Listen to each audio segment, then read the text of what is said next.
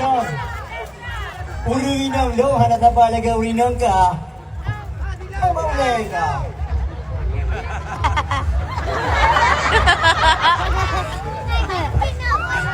Urinang lo, hanap na palaga urinang ka.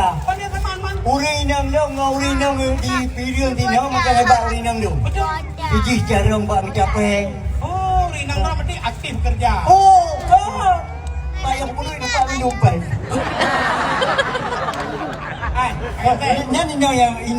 Yang kedua Oh, yang awal ya. yang awal Ryan. Dengar mga rumah tangga malu. Ternyata 17 Agustus. Iji lomba lari. Ano na pa ito ani mo na?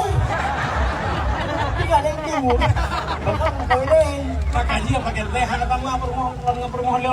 Promo kah mo jual ini Lo dari makawin orang dia. promo kah ini. Promo kayak now. Kenapa promo harga? Kau buka ko man daw.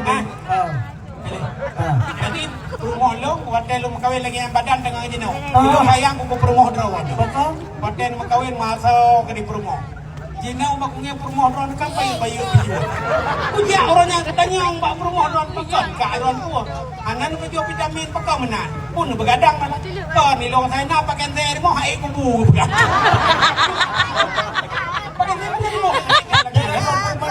pula di depan orang ramai gini. Kita malu lah sekali-kali. Kita datang dari Banda Aceh. Ya. Mana ada malu ke?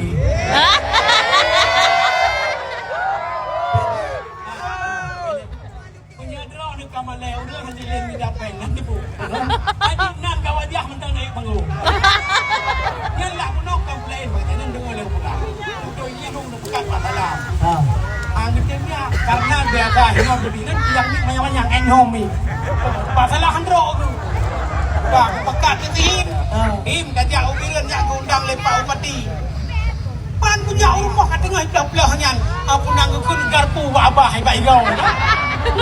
Kanya ka kepilihan he gerawan. Pokoknya Pak Upati maah long mengan apa kan re. Mendang apa kan? Mendang begitu kayak abah di liane. Jaga Abah John, jaga Abah John, jaga Abah John, jaga Abah John, jaga Abah, jaga Abah. Hak dah. Hai, Panjang petulung. Demi nadon.